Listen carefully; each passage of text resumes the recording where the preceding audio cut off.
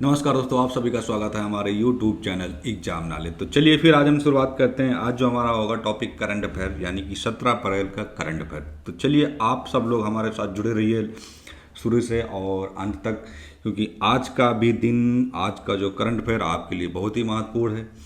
तो चलिए ज़्यादा टाइम ना वेस्ट करते शुरुआत करते हैं कि पहला जो हमारा क्वेश्चन है कि हाल ही में किस देश ने AI गवर्नेंस फ्रेमवर्क लॉन्च किया है। ठीक है, यानी कि हाल ही में किस देश ने AI गवर्नेंस फ्रेम लॉन्च किया है। ठीक है, तो अगर हम ऑप्शन की बात करते हैं, जैसे ऑप्शन ऑप्शन की बात करें, जैसे ऑप्शन है भारत, अमेरिका, चीन, जापान। ठीक है, तो जो AI गवर्नेंस है वो हमारा जो बी आंसर है, यानी कि अमेरिका। ठीक है, अमेरिका ने क्या किया है कि AI गवर्नेंस फ्रेमवर्क को क्या किया है, लॉन्च किया है। तो जैसे कि बात करते हैं कि अमेरिका ने आर्टिफिशियल इंटेलिजेंस यानी कि AI को सुरक्षित, पारदर्शी और जिम्मेदार उपयोग के लिए एक नया फ्रेमवर्क जारी किया है। इस फ्रेमवर्क में डेटा सुरक्षा, एल्गोरिदम की पारदर्शिता और AI के दुरुपयोग को रोकने के लिए क्या किया है, ये अमेरिका ने ये नियम बनाया है। ठीक है, क्योंकि यह इसलिए महत्वपूर्ण क्योंकि AI का उपयोग जो है वो आजकल बहुत ज़्यादा ट्रेंडिंग में चल रहा, बहुत तेज़ी से चल रहा। तो इसके गलत उपयोग से साइबर क्राइम और डेटा चोरी का खतरा भी बढ़ सकता है। इसके लिए क्या किया है कि अमेरिका ने AI गवर्नेंस फ्रेमवर्क को क्या किया है, लॉन्च किया है। तो इसका जो सही आंसर होगा वो होगा ऑप्शन नंबर बी, यानी कि अमेरिका। ठीक, अब हम बढ़ते हैं नेक्स्ट क्वेश्चन में, विश्व कला दिवस कब मनाया जाता है, यानी कि जो विश्व कला दिवस है वो कब मनाया जाता है। ठीक है, ऑप्शन कर रहे हम बात करें तो 12 अप्रैल, 15 अप्रैल, 18 अप्रैल, 20 अप्रैल बाद में। ठीक है, 20 अप्रैल। तो इसका जो सही आंसर होगा वो होगा 15 अप्रैल, यानी कि विश्व कला दिवस जो है वो 15 अप्रैल को मनाया जाता है। ठीक है, यानी कि विश्व जो कला दिवस है वो किस दिन मनाया जाता है, 15 अप्रैल को। ठीक है, अब हमारे जैसे विश्व कला दिवस जो है वो हर साल 15 अप्रैल को मनाया जाता है। यह दिन महान कलाकार यानी कि लियोनार्डो डा विंची के जन्मदिवस के सम्मान में क्या किया जाता है, मनाया जाता है। इसका उद्देश्य है कि कला, संस्कृति और रचनात्मक को बढ़ावा देना है। यूनेस्को और इंटरनेशनल एसोसिएशन ऑफ आर्ट से जुड़ा ये महत्वपूर्ण दिवस होता है, यानी कि यूनेस्को का जो इंटरनेशनल एसोसिएशन ऑफ आर्ट है उससे जुड़ा हुआ एक महत्वपूर्ण दिवस होता है। तो ये कब मनाया जाता है, यानी कि हर साल 15 अप्रैल को मनाया जाता है। ये किस लिए मनाया जाता है, ये मनाया जाता है इसलिए कि उसका जो उद्देश्य है कला, संस्कृति और रचनात्मक को बढ़ावा देने के लिए मनाया जाता है। ठीक, अब हम बढ़ते हैं नेक्स्ट क्वेश्चन कि भारत और ऑस्ट्रेलिया के बीच हाल ही में किस क्षेत्र में समझौता हुआ है, यानी कि भारत और ऑस्ट्रेलिया के बीच में अभी हाल ही में जो समझौता हुआ है वो किस बीच समझौता हुआ है। ठीक है, तो ऑप्शन इसमें है, ऑप्शन जैसे कि शिक्षा, रक्षा, कृषि और स्वास्थ्य। ठीक है, तो इसका जो सही आंसर होगा वो होगा ऑप्शन नंबर बी, यानी कि भारत और ऑस्ट्रेलिया के बीच में जो एक हाल ही में जो एक समझौता हुआ है वो हुआ है रक्षा के बीच में समझौता हुआ। ठीक है, यानी कि भारत ऑस्ट्रेलिया के बीच में एक रक्षा के क्षेत्र में समझौता हुआ है। तो भारत ऑस्ट्रेलिया रक्षा सहयोग बढ़ाने के लिए क्या किया है, समझौता किया है। इसमें संयुक्त सैन्य अभ्यास और खुफिया जानकारी साझा करना और समुद्री सुरक्षा को मजबूत करना शामिल है।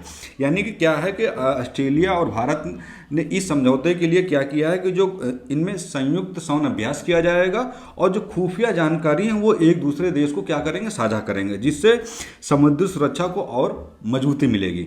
ठीक है, तो यह समझौता इंडो पैसिफिक क्षेत्र में सुरक्षा और संतुलन के लिए एक बहुत ही महत्वपूर्ण है। यानी कि यह जो समझौता हुआ है ये इंडो जो पैसिफिक है इस क्षेत्र में संतुलन के लिए एक बहुत ही महत्वपूर्ण माना जाता है, क्योंकि इसके लिए क्या है कि चीन के बढ़ते प्रभाव को, यानी कि चीन के बढ़ते प्रभाव को संतुलित करने के लिए यह रणनीतिक कदम माना जा रहा है। ठीक है, यानी कि चीन का जो वर्चस्व है वो बहुत ज़्यादा बढ़ रहा है। तो इसकी वजह से क्या हुआ कि भारत और ऑस्ट्रेलिया ने क्या किया है, एक समझौता किया है। तो इससे क्या होगा, जो चीन का जो वर्चस्व जो बढ़ रहा है कहीं ना कहीं उस पर निगरानी की जाएगी। ठीक है, अब हम बढ़ते हैं नेक्स्ट क्वेश्चन, किस राज्य ने ग्रीन हाइड्रोजन पॉलिसी लागू की है, यानी किस राज्य ने ग्रीन हाइड्रोजन पॉलिसी लागू की है। ठीक है, अगर हम ऑप्शन की बात करते हैं तो option A Gujarat, B Maharashtra, C Tamil Nadu, D Uttar Pradesh. ठीक है, तो इसका जो सही आंसर होगा वो होगा ऑप्शन नंबर ए, यानी कि गुजरात ने। ठीक है, गुजरात ने गुजरात ने ग्रीन हाइड्रोजन जो पॉलिसी है उसको लागू किया है। क्यों? इसका क्या है कि गुजरात सरकार ने ग्रीन हाइड्रोजन पॉलिसी लागू की है, जिसका उद्देश्य स्वच्छ ऊर्जा और उत्पादन को बढ़ावा देना है। ठीक है, इसका जो उद्देश्य है ये स्वच्छ ऊर्जा और उत्पादन को बढ़ावा देना है। और ग्रीन हाइड्रोजन वह ईंधन है जो नवीकरणीय ऊर्जा यानी कि सोलर विंड से बनाया जाता है। इससे कार्बन उत्सर्जन कम होता है और पर्यावरण क्या होता है, सुरक्षित होता है। ठीक है, यानी कि इससे जो है कार्बन उत्सर्जन कम होता है और जो पर्यावरण होता है वो क्या होता है, एक सुरक्षित पर्यावरण माना जाता है, जिससे पोल्यूशन होने के चांसेस ना के बराबर होते हैं। ठीक है, अब हम बात करें नेक्स्ट क्वेश्चन कि आर्टिमिस सेकेंड जो है मिशन का संगठन जो है वो किस चीज़ से संबंधित है, यानी कि जो आर्टिस मिशन का जो संगठन है वो किस चीज़ से संबंधित माना जाता है। ठीक है, तो इसका जो सही आंसर होगा वो होगा ऑप्शन नंबर सी, यानी कि नासा से माना जाता है। ठीक है, नासा जो है आर्टिमिस सेकेंड मिशन है जो चंद्रमा के लिए मानव मिशन है। ठीक है, यह जो है नासा का जो मिशन है आर्टिमिस सेकेंड, ये एक मिशन जो है चंद्रमा के लिए है, ये मानव मिशन है। मानव मिशन है यह आर्टिमिस प्रोग्राम का हिस्सा, जिसका लक्ष्य जो है 1972 के बाद से फिर इंसानों को चंद्रमा पर भेजना है। यानी कि ये जो लॉन्च किया गया था ये 1972 के बाद से फिर से क्या है, इंसानों को चंद्रमा के पास क्या है, भेजना है।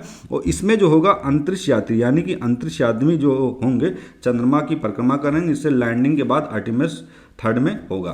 ठीक है, यानी कि जो अभी आर्टिमिस जो सेकेंड एक जो मिशन है वो नासा के द्वारा जो संबंधित है, तो अभी तक क्या हुआ कि 1972 के बाद से इंसान जो है चंद्रमा पे नहीं गए हैं। ठीक है, तो इसके बाद क्या होगा, 1972 के बाद इंसानों को फिर चंद्रमा पर भेजने का जो कार्य है वो किया जा रहा। तो इसमें क्या होगा कि जो अंतरिक्ष पे यात्री जाएंगे वो क्या करेंगे, चंद्रमा पर क्या करेंगे, परिक्रमा करेंगे। उसके बाद जो लैंडिंग के बाद में होगा जो आर्टिमिस थर्ड यानी कि आर्टिमिस थर्ड को जो लॉन्च होगा उसके द्वारा वो बात करेंगे। ठीक है, अब हम बढ़ते हैं नेक्स्ट क्वेश्चन है कि आईपीएल में 7000 रन पूरा करने वाला खिलाड़ी कौन बना, यानी कि आईपीएल में 7000 रन पूरा करने वाला खिलाड़ी कौन बना है। ठीक है, अगर हम ऑप्शन की बात करते हैं Rohit Sharma, Virat Kohli, M S Dhoni, David, तो इसका जो सही आंसर होगा वो होगा ऑप्शन नंबर बी, यानी कि विराट कोहली।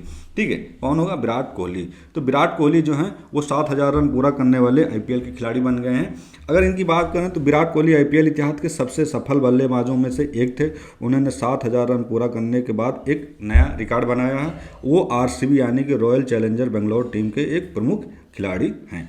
ठीक है, तो ये इनके जो विराट कोहली हैं इनके 7000 रन पूरा हो गए हैं, यानी कि आईपीएल में पूरा हुए हैं। ठीक है, और ये आरसीबी यानी आरसीबी रॉयल चैलेंजर बेंगलोर के ये एक टीम के प्रमुख हिस्सा हैं।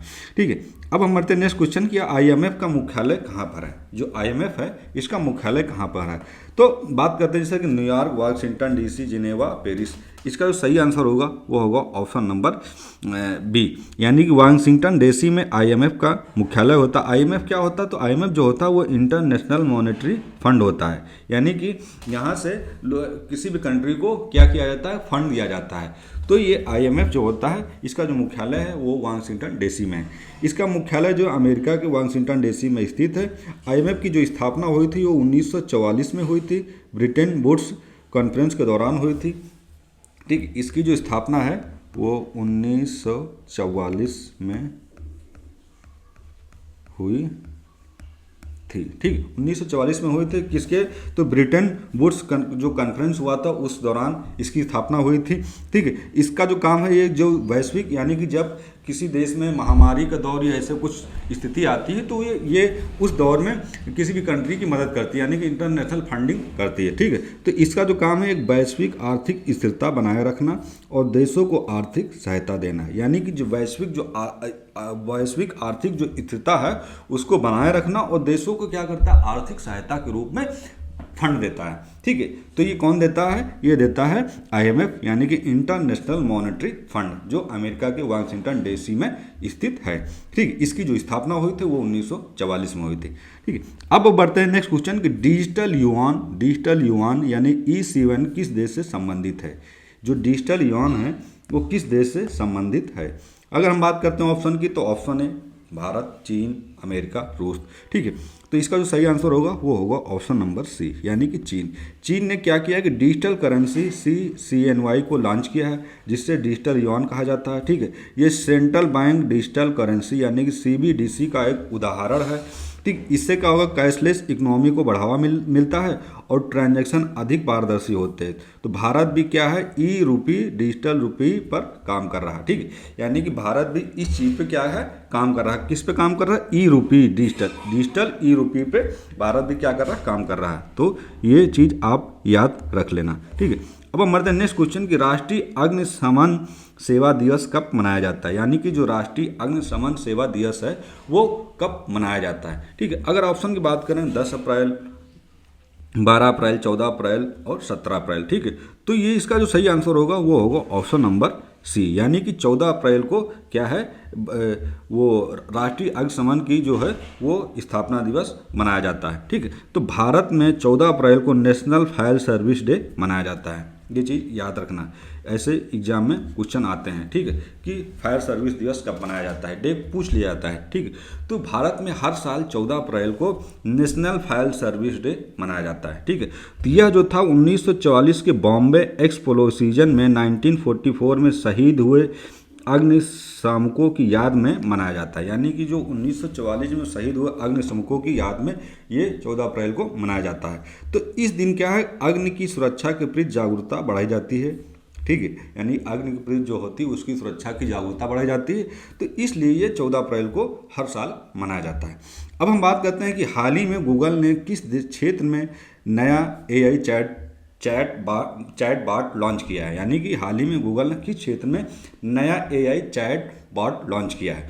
तो ऑप्शन की बात करते हैं जैसे शिक्षा, स्वास्थ्य, आर्टिफिशियल इंटेलिजेंस, बैंकिंग। ठीक है, तो इसमें जो है वो गूगल ने क्या किया है कि आर्टिफिशियल इंटेलिजेंस यानी कि AI के क्षेत्र में, ठीक है, AI के क्षेत्र में तो गूगल ने क्या किया है, गूगल ने AI टेक्नोलॉजी में प्रतिस्पर्धा बढ़ाने के लिए एक नया चैट बॉट लॉन्च किया है। ठीक है, ये चैट GPT जैसे प्लेटफॉर्म को टक्कर देने के लिए बनाया गया है। यानी कि जो चैट GPT प्लेटफॉर्म जो अभी हाल ही में चल रहा है उसको टक्कर देने के लिए गूगल ने चैट बॉट को क्या किया है, लॉन्च किया है। ठीक है, तो AI जो चैट बॉट का उपयोग जो होगा वो शिक्षा, कस्टमर सपोर्ट, कंटेंट जनरेशन में बढ़ चढ़ कर एक हिस्सा लेगा। ठीक है, तो आज का जो करंट अफेयर था यानी कि 17 अप्रैल का जो करंट अफेयर था वो फाइनली आज कंप्लीट हो गया है। ठीक है, तो आप लोगों से प्लीज़ एक ही रिक्वेस्ट करता हूं मैं बार बार कि आप लोग हमारे चैनल को लाइक करिए, सब्सक्राइब करिए, कमेंट करिए और हमारी पूरी की पूरी वीडियो आप देखिए। अगर आपको इस चीज़ का डेली आपको करंट का नोट चाहिए तो आप हमारे टेलीग्राम पे जुड़िए, एग्जाम नॉलेज के नाम पे, वहाँ आप हमें मैसेज करिए, हम आपको फ्री ऑफ कॉस्ट PDF जो हो वो प्रोवाइड कर देंगे। ठीक है, फिर हम मिलेंगे नेक्स्ट वीडियो के साथ। जय हिंद, जय भारत।